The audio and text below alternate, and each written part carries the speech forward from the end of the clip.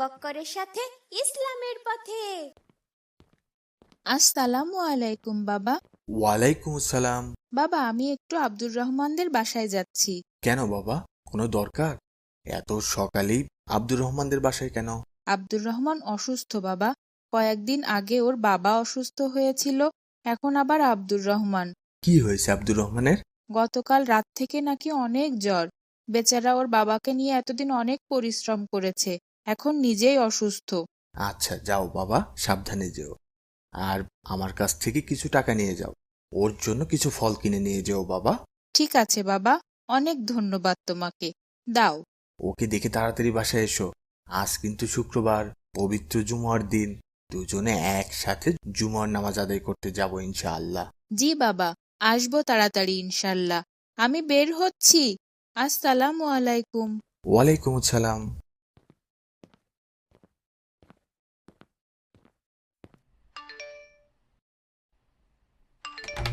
আসসালামু আলাইকুম চাচা, কেমন আছেন? ওয়ালাইকুম আসসালাম। আলহামদুলিল্লাহ, আল্লাহ ভালো রেখেছেন। তুমি কেমন আছো বাবা? জি চাচা, আলহামদুলিল্লাহ, আল্লাহ ভালো রেখেছেন। চাচা, আপনার শরীর এখন ঠিক আছে? হ্যাঁ বাবা, আল্লাহ রহমতে এখন সুস্থ আছি। তোমার বাবা মা কেমন আছেন? আলহামদুলিল্লাহ চাচা, বাবা মা ভালো আছেন।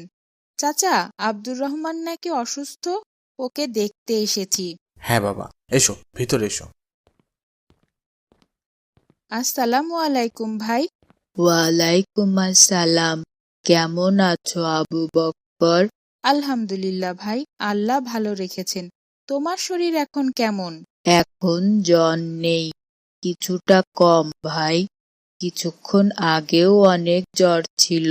আল্লাহ সব ঠিক করে দিবেন ইনশাল্লাহ। শুধু আমাদের সাথেই কেন এমন হচ্ছে? কয়দিন আগেই বাবা অসুস্থ হলেন। বাবার শরীর ঠিক হতে না হতেই আবার আমি। আর ভালো লাগে না। সব অসুখ শুধু আল্লাহ আমাদেরকেই দেন। ধৈর্য ধারণ করো ভাই, অসুস্থ হলে ধৈর্য ধারণ করতে হয়। খুব তাড়াতাড়ি ইনশাল্লাহ সব ঠিক হয়ে যাবে। আর কত ভাই, আমাদেরই কেন এত অসুখ হতে হবে? আর কোনো মানুষ নেই?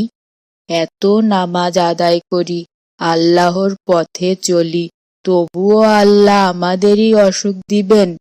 ভালো লাগে না আর। এভাবে বলতে নেই ভাই, অসুস্থতা আল্লাহর পক্ষ থেকে মুমিনকে পরীক্ষা করার জন্য দেয়া হয়। আল্লাহ যাকে ভালোবাসেন, পছন্দ করেন, তাকেই আল্লাহ বেশি বেশি রোগ দেন পরীক্ষা করার জন্য। তুমি হতাশ হইও না ভাই। এটা কেমন পরীক্ষা? এটাতে আবার কিসের পরীক্ষা? আল্লাহ রোগ দিয়ে পরীক্ষা করতে চান আমার বান্দার সবর কতটুকু আছে, কতটুকু আমার উপরে আস্থা রাখতে পারেন। আয়ুব নবী সেই ঘটনাটা জানো না ভাই? কোন ঘটনা? একজন নবী ছিলেন, হযরত আইয়ুব আলাইহিসসালাম।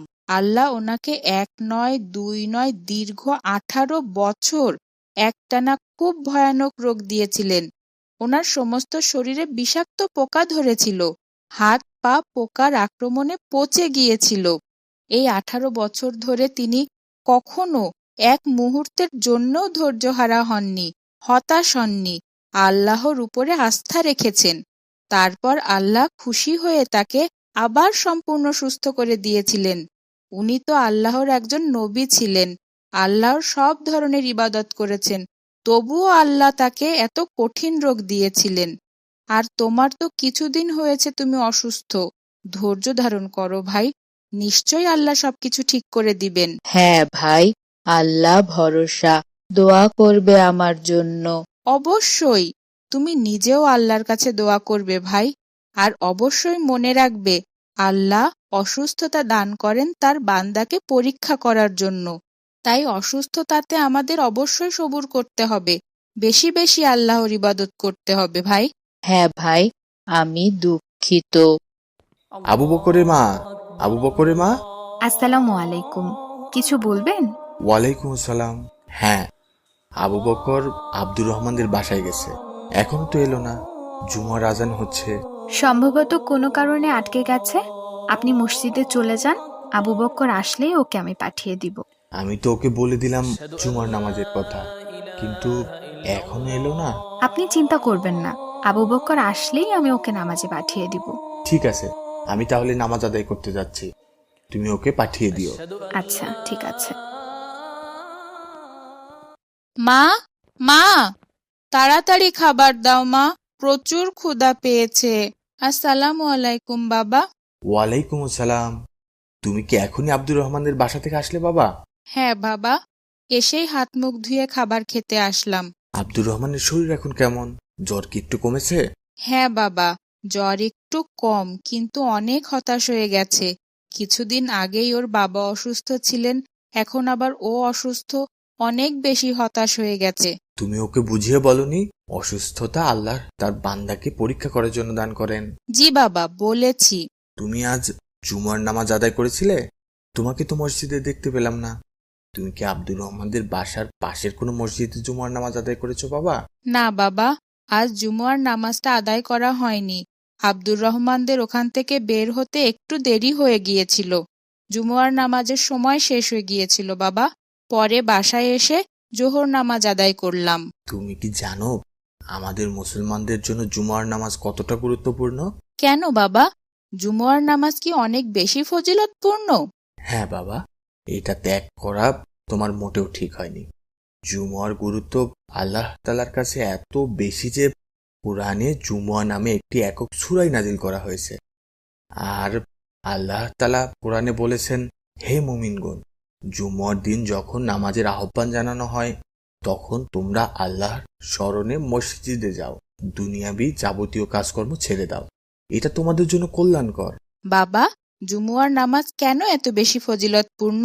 রাসূল সাল্লাল্লাহু আলাইহি ওয়াসাল্লামের একটি হাদিসে বলেছেন, মুমিনদের জন্য জুমার দিন হলো সাপ্তাহিক ঈদের দিন।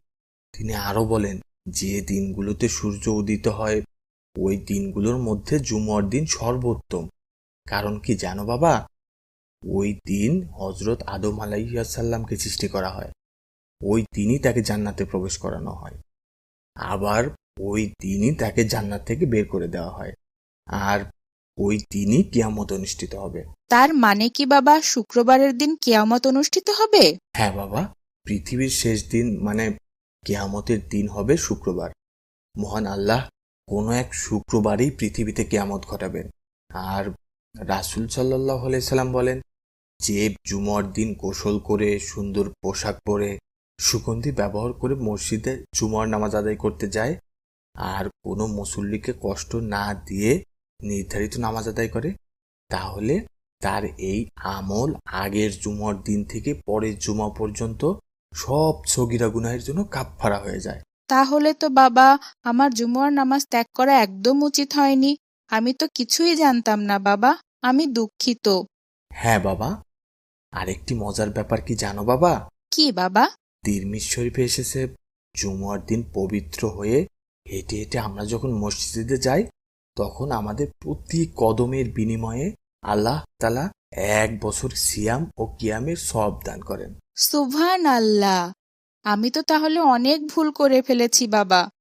আমি আর কখনো জুমুয়ার নামাজকে অবহেলা করব না বাবা। প্রতি শুক্রবারে জুমুয়ার নামাজ অবশ্যই আদায় করব ইনশাল্লাহ। ইনশাআল্লাহ বাবা।